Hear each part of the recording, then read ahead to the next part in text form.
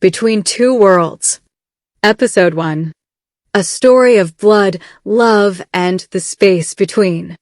Some people are born at the exact intersection of two worlds that were never meant to touch. The universe does not apologize for this. It only watches, patient and merciless, to see what they will build from the wreckage of that collision. The Busan waterfront at 10 o'clock on a Thursday night in late October wore its beauty the way a dangerous woman wears a simple dress, without effort, without apology, and with the full knowledge that it will cost someone something before the night is done. The fish market stalls had mostly shuttered for the evening, their aluminum counters rinsed pale and gleaming under the yellow strings of lights that looped from post to post above the walking path, swaying in the salt wind that came in off the Korea straight and long. Deliberate exhales. The smell was everything at once: dried squid and sesame oil, the deep iron perfume of the sea, fried dough from the Pojangmaka cart near the East Pier, and underneath all of it, that particular mineral coldness that belongs only to harbor cities at night.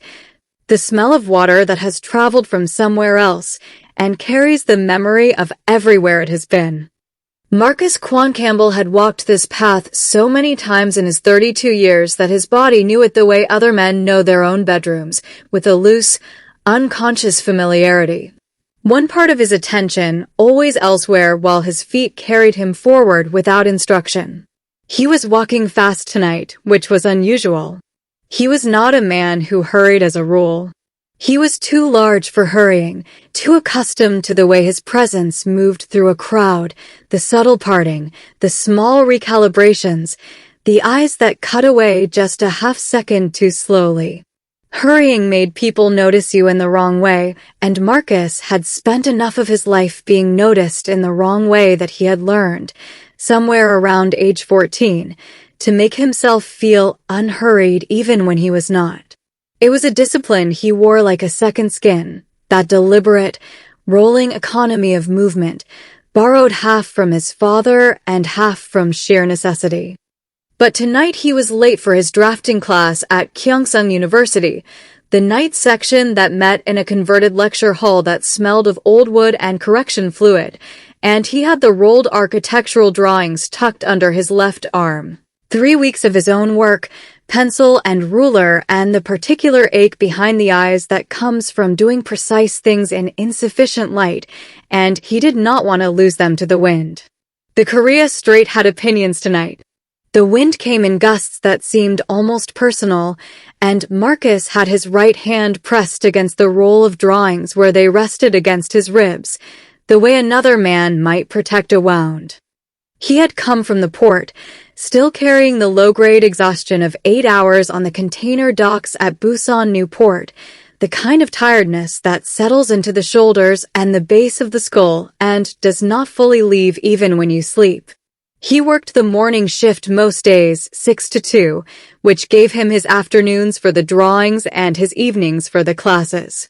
He had been at this particular architecture of living for 3 years now, since he had enrolled at Kyongsung on a part-time basis after his foreman, an older man named Kim Dong-soo who had worked the port since before Marcus was born, had looked at the sketches Marcus kept in his locker, small pencil studies of the port cranes, of the apartment blocks climbing the hillsides of Nampodong, of the old wooden houses near Gamcheon that his mother had loved, and told him, with the plain directness of a man who wasted no words, that it would be a criminal thing if Marcus did nothing with that.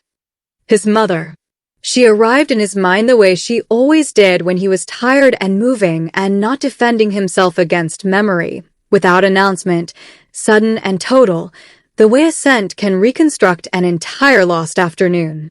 Her name had been Park Sun-hee before she married Desmond Campbell in 1991, in a small ceremony that neither family attended with any enthusiasm, and she had become Sun-hee Campbell for the 20 years she was alive to carry the name.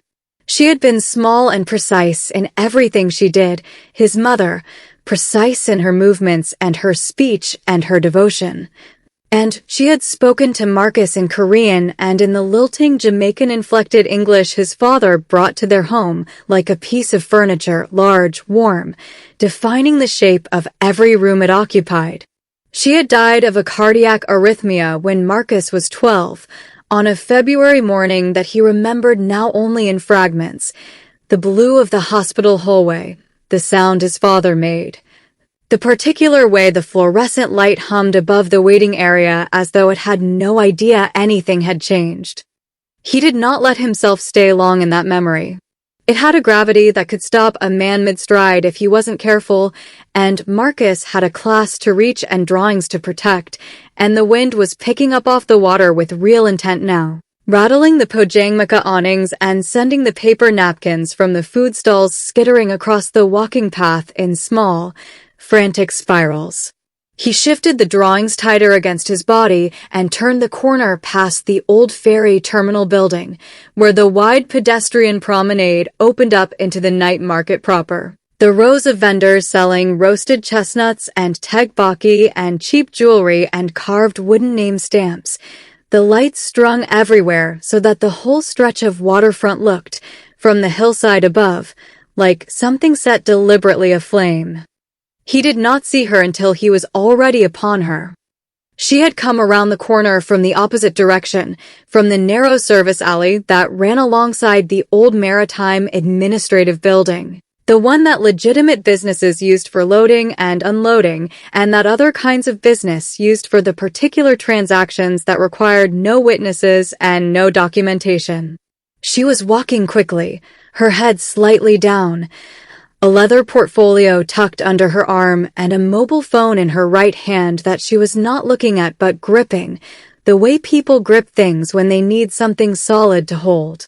She wore a charcoal wool coat that was too serious for the market, too expensive for the cold she was pretending not to feel, and her dark hair was pulled back with a precision that had, over the course of whatever her evening had contained, begun to come slightly undone, a single loose strand falling across the left side of her face that she had not, apparently, noticed or had noticed and chosen to ignore. The collision was not violent.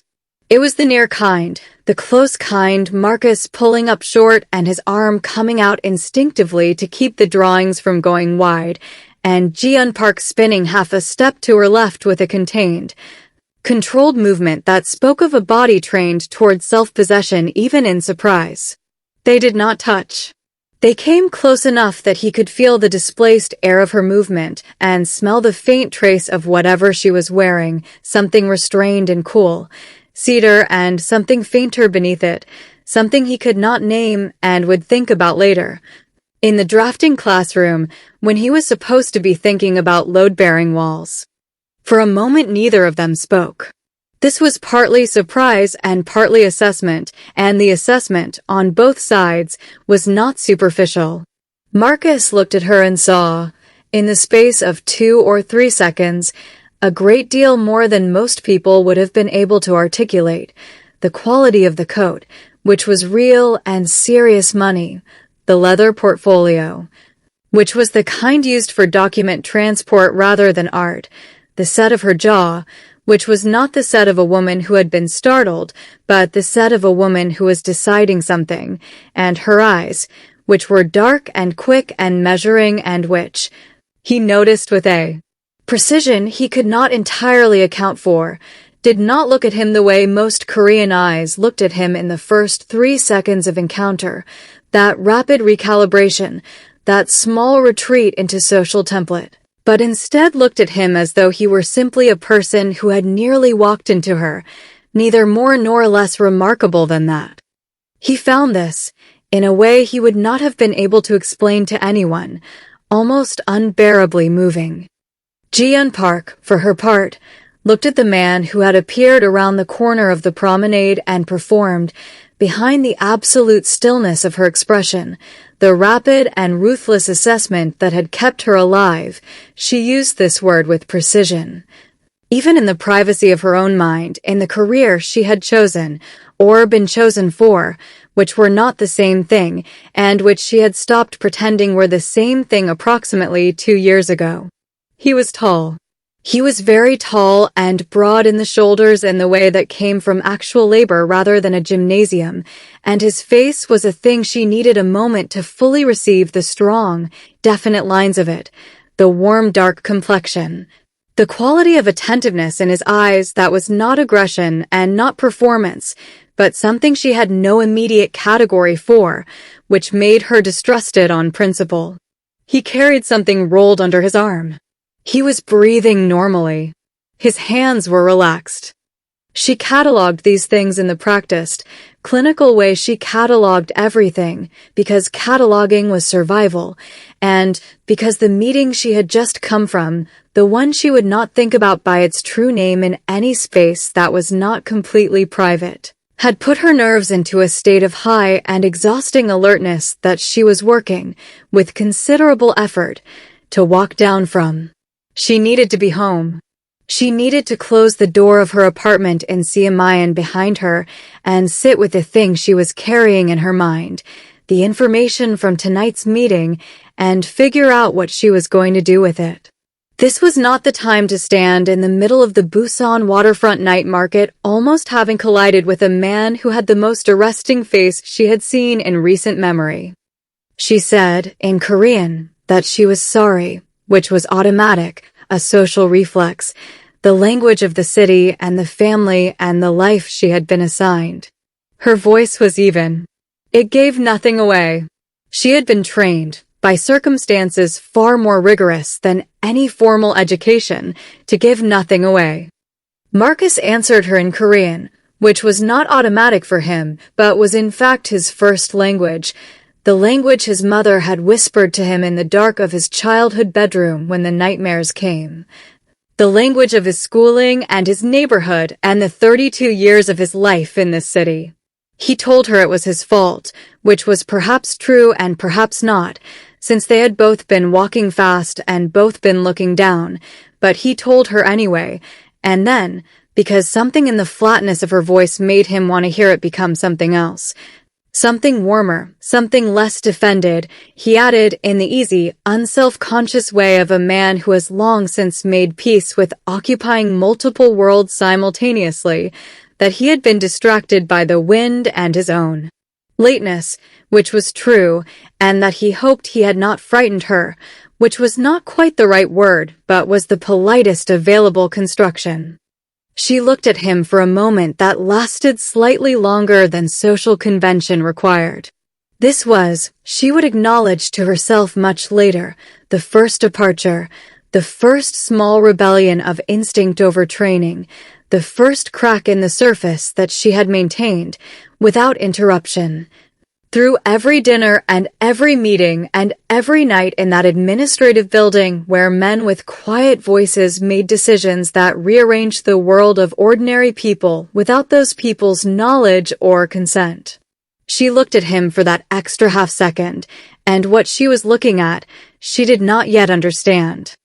What she understood was that he was not from here in some way that she could feel before she could articulate. Not foreign, he spoke Korean with the Busan accent and the ease of someone for whom the language was not a performance, but a home, and not unfamiliar in the way of tourists or transplants. He was Busan in his bones, in the casual authority with which he occupied the waterfront, in the way he stood on the concrete of the promenade as though he had personal claim to it. But he was other things too, things that Korean faces and Korean bodies were not trained to hold, and the particular combination of them made him someone she could not immediately file under any existing category. And Ji-yeon Park's peace of mind depended, in ways she had never fully examined, on her ability to file things under existing categories. The wind moved between them. The string lights above the market swayed. Someone's vendor cart rattled its aluminum frame 2 stalls down, and a small child ran across the promenade shrieking with laughter, pursued by a grandmother moving at a speed that suggested the grandmother was perhaps not as elderly as she appeared. The night breathed around them, ordinary and indifferent and gorgeous, the way Busan nights were in the particular window between the humidity of summer and the true cold of winter. When the air was clean and sharp and the harbor lights lay across the black water in long, trembling columns of gold. Marcus asked her because he could not make himself turn away yet, and because he had learned, in 32 years of being a man who made people uncertain, that the safest thing was always to be slightly warmer than the room required, whether she was all right. Not whether she was hurt. She was not hurt. The almost collision had been barely anything at all. But whether she was all right, which was a different and larger question, and one that he had not fully decided to ask before he heard himself asking it. Something shifted in her face. Not much. Nothing that would have been visible to anyone who was not paying the particular quality of attention that Marcus paid to things. An attentiveness that was partly nature and partly the long education of a life spent being read by others and having to read them back, faster, more accurately, in order to navigate. But he saw it. A small softening at the corners of her eyes, quickly suppressed, like a word started and then thought better of. She told him she was fine. The portfolio under her arm contained, among other things, a translation she had produced that evening of a contract between the CO Brotherhood's primary financial shell company and a shipping logistics firm whose involvement in Brotherhood operations was extensive enough that Ji-yeon had, over the course of translating the document, learned 3 things that she was not supposed to know and that would, if she were ever found to know them, complicate her life in ways that the word complicate could not begin to contain. She was fine the way a woman carrying a live grenade is fine, technically, contingently, for the moment. She was fine. He nodded, and there was something in the nod that was not dismissal but acknowledgement, the particular acknowledgement of a person who has heard what you said and also heard what you didn't say, and is choosing, with great delicacy, not to press. Ji-yeon had been in rooms full of powerful and supposedly intelligent men who could not manage that particular calibration. She noticed it in him now the way you notice a door left open in a room you expected to find sealed, with a startlement that has nowhere useful to go. She had been moving toward the subway entrance, toward the Nampodong station that would take her back to Siamayan and her apartment and the privacy she needed to think, and she resumed moving toward it now, with the intention of saying something brief and conclusive and walking away. This was the plan. This was the only rational plan, because she was carrying information that made her a liability, and standing in the middle of a public space talking to a stranger was the opposite of what her situation required. And her father's voice was somewhere in the back of her mind. It was always somewhere in the back of her mind. Chairman Park Sung-jin, with his Confucian certainties and his old money contempt and his absolute granite confidence that he had raised his daughter to understand her place and her purpose, which were the same thing, in his view, and which left no room for conversations with strangers at night markets. She took 3 steps. The wind gusted, hard, from the direction of the harbor, and the roll of architectural drawings under Marcus's arm shifted, and one of them a large format elevation study of the Gamcheon Culture Village hillside housing, pencil and ink. 3 weeks of evenings compressed into clean, careful lines slid free and went horizontal in the air for a long, dramatic moment before Ji-yeon, who was 3 steps away and moving and had absolutely no reason to involve herself, put her free hand out and caught it. Caught it cleanly, decisively, the way you catch things when your body has been trained toward quick and confident action, though the training Ji-yeon had received had been for translation and interpretation and the delicate, dangerous work of mediating between powerful men who spoke different languages and shared the same fundamental interest in the acquisition of money and the consolidation of control. She caught the drawing and turned back to him, holding it out, and their eyes met with a directness that neither of them had been prepared for. The kind of directness that happens when you have been carefully maintaining a social distance and something small and physical collapses it without permission. He reached for the drawing and their fingers did not quite touch, but the space between their hands was specific, charged, a small geography unto itself. He said, in the easy, genuine way of a man who was not performing gratitude but feeling it, that he was indebted to her, that he had put months of himself into that paper. And the Busan accent in his Korean softened the word months in a way that made the statement feel oddly intimate, as though months and himself were, in this context, nearly interchangeable. She should have walked away then. Every instrument of intelligence she possessed told her to walk away. Instead, she asked, because the question presented itself before she could suppress it, what it was what it was a drawing of. And Marcus Kwon-Campbell, who had not spoken to anyone about his architectural work outside of the classroom in 3 years, who kept that part of himself folded inward and private the way he kept many things private. The music his father used to play in the apartment on Sunday mornings, the old lover rock records that his father had brought from Kingston and that filled the small rooms of their Nampodong home with a sweetness that seemed impossible. The way Marcus had learned to hear those recordings as a map of something he had never lived in but nonetheless belonged to, Marcus told her. He told her about the hillside houses at Gamcheon, the old mural village above the port that tourists visited now in great organized pilgrimages, but that had begun as something else entirely, a settlement built by refugees during the Korean War. People who had arrived with nothing and constructed their lives vertically on a steep hillside above a sea that owed them nothing. He told her about the way the houses climbed the hill in stacked, overlapping tiers, each one built in response to the one below it, each one both individual and communal, a whole architecture of contingency and adaptation that had, over 70 years, become a kind of accidental masterpiece. He told her this standing on the Busan waterfront in the October wind with his architectural drawings under his arm and the night market humming around them, and he told her the way he told very few people anything without armor, without the particular careful self-monitoring that was otherwise so constant he had largely stopped noticing it, the daily interior negotiation of how much of which self to deploy in which room, the translation of Marcus the Jamaican son and Marcus the Korean son and Marcus the dock worker and Marcus the night student into whatever composite figure the given moment seemed to require. He told her about the houses the way a man talks when he forgets, for a moment, to be careful. Ji-yeon listened. This was, in a technical sense, her professional gift. She could listen in 4 languages simultaneously, parsing not just the words, but the layered registers beneath them, the formal and the informal, the intended and the revealed, the statement and the thing that the statement was protecting.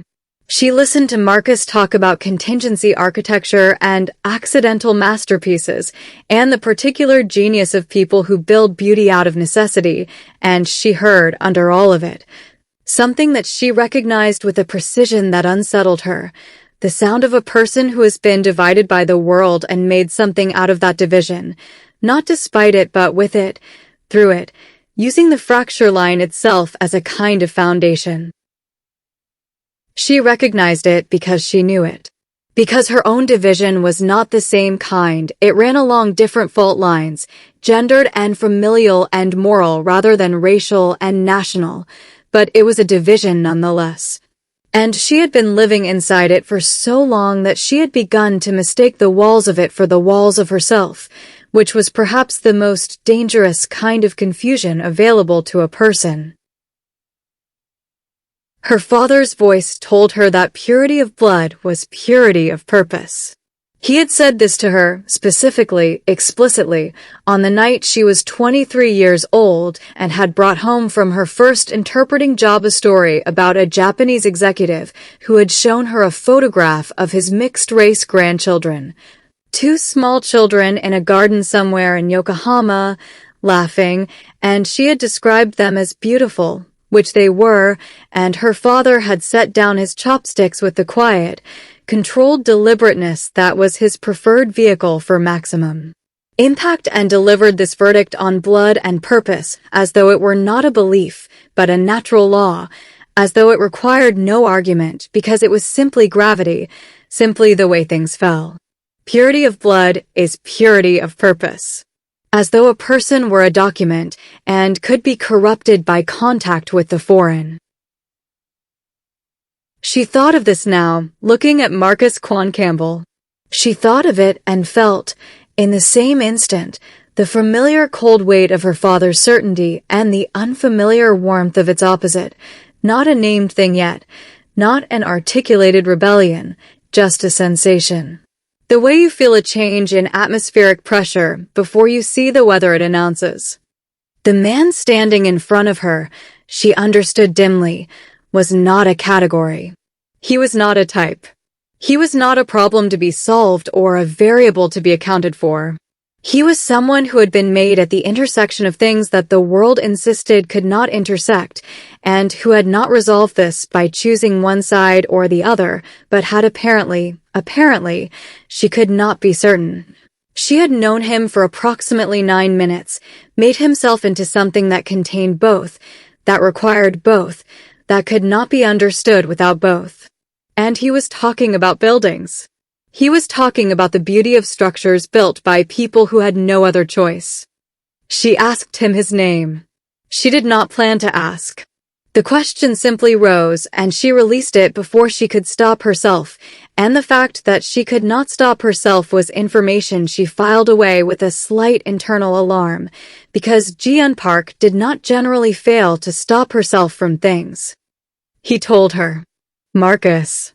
He gave her only the first name, partly because that was sufficient for a meeting that had no formal nature, and partly because his full name, Kwon-Campbell, the hyphen itself a small argument.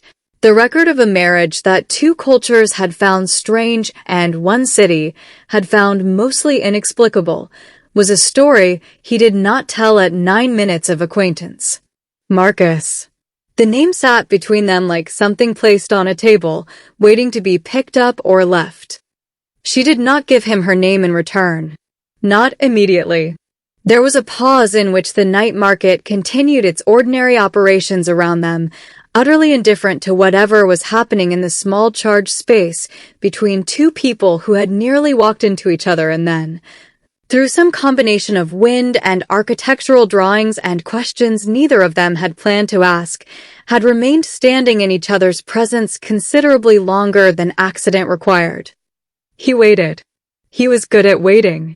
He had grown up in a country where patience was a virtue assigned to those who existed at the margins of the dominant category, who were too much of one thing and not enough of another, and had learned, through 1,000 small daily negotiations, that the world would eventually show you who it was if you gave it enough time and did not flinch from what you saw. He waited the way he had waited for the foreman to look at his drawings, the way he had waited in the school hallways of his childhood while other children made their assessments, the way he had waited, every day at the port, for the moment when his competence became undeniable enough that even those who had first looked at him with a particular kind of suspension could no longer withhold their acknowledgement. He was a patient man, Marcus, with the patience of someone who has learned that patience is not passivity but endurance, and that endurance, sustained long enough, is its own kind of power.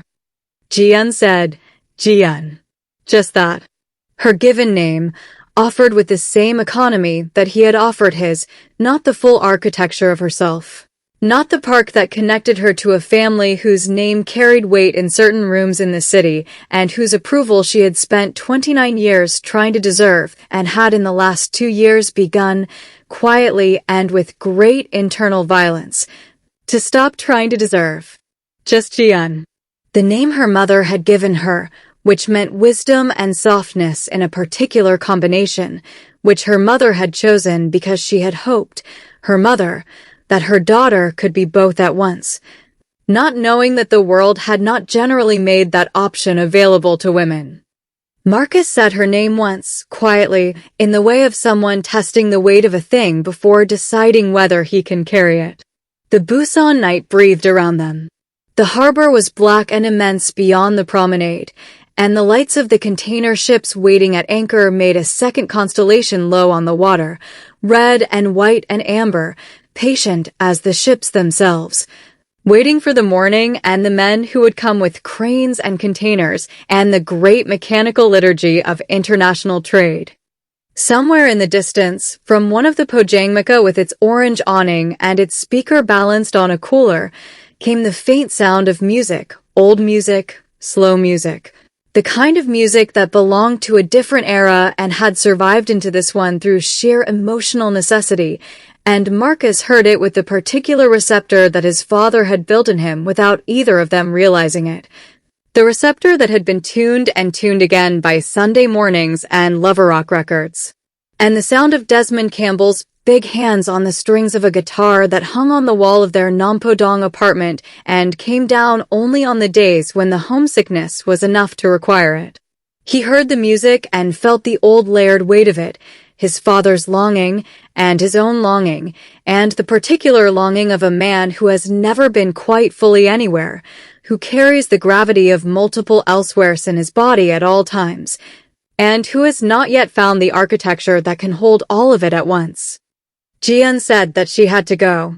She said it in the tone of someone stating a fact rather than making an excuse, and the distinction mattered, and Marcus heard the distinction, and nodded with the ease of a man who understood perfectly well that someone saying they had to go was not always saying they wanted to go, and that the distance between those two things was sometimes the most important territory in the world.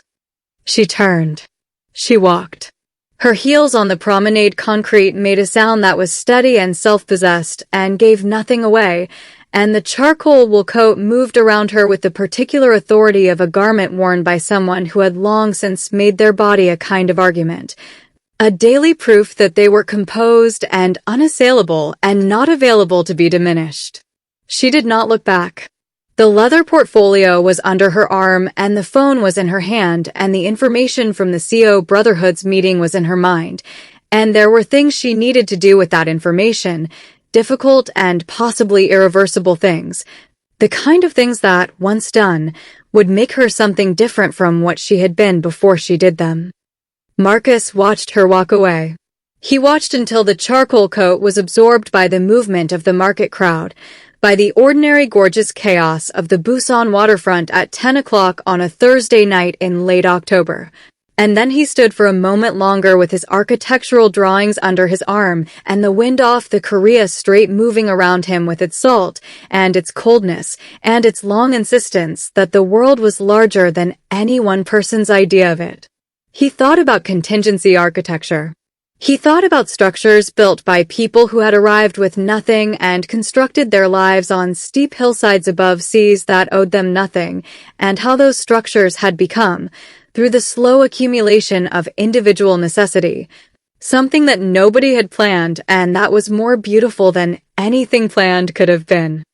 He did not know her last name. He did not know what was in the leather portfolio or what had happened in the building from whose alley she had emerged or what kind of men required a woman with her particular composite of intelligence and restraint and controlled fear. Because he had seen the controlled fear, underneath the composure, the way you see a current beneath still water, and he had chosen not to name it aloud because naming it would have made her run to work for them. He did not know what weight she was carrying or how long she had been carrying it or whether anyone in her life understood what the carrying was costing her. He knew her first name. He knew the way she had caught his drawing out of the wind without being asked, the clean decisiveness of it, as though the competence were simply there and available, waiting for something worth applying it to. He knew the way she had listened to him talk about the hillside houses and what her listening had looked like, which was not the listening of a person being polite, but the listening of a person for whom something had landed. He was going to be very late for his class. He did not, in this moment, particularly care. He turned and walked in the direction of the university, and the night market swirled and hummed around him, and the harbor lay black and vast beyond the promenade. And the music from the pojangmaka speaker followed him for half a block before the wind took it apart and scattered it over the water, where it dissolved into all the other music that the Korea Strait had absorbed over the centuries. The songs of fishermen and the laments of the separated and the slow, patient rhythms of people who lived at the edge of the sea and had learned, as one must, to make their peace with enormity. Ji-yeon Park did not look back. This was true. She walked to the Nampodong subway entrance and descended the stairs and swiped her transit card and stood on the platform in the fluorescent clarity of the underground and waited for the train. She did not look back. What she did, standing on that platform, the leather portfolio pressing against her ribs, the fluorescent lights making everything equally and impartially visible, was make a decision. She did not recognize it as a decision at the time. She experienced it as simply a settling, a small interior rearrangement, the way a building settles imperceptibly on its foundation after a tremor. She did not know yet what the decision was or what it would cost or what it would, eventually, require her to become. She only knew that when she arrived at her apartment in Siamayan and closed the door and set the portfolio on the kitchen table and stood in the silence of her own life, she said his name once, quietly, to the empty room. Marcus. Just that. The way you say the name of something you are not yet ready to want but have already, without quite meaning to, begun to want. The apartment said nothing back. The portfolio sat on the table. The information inside it waited, patient and terrible, for her to decide what kind of person she intended to be. And somewhere above the city, above the waterfront and the market lights and the black harbor with its patient ships, the October wind continued its long conversation with the Korea Strait, carrying in each exhale everything the sea had gathered from everywhere it had been, from Kingston and from Busan and from all the unnamed places where people stood at the edges of their known worlds and looked out at the water and understood, with a certainty that required no language, that something was about to begin. Episode 1 of Between Two Worlds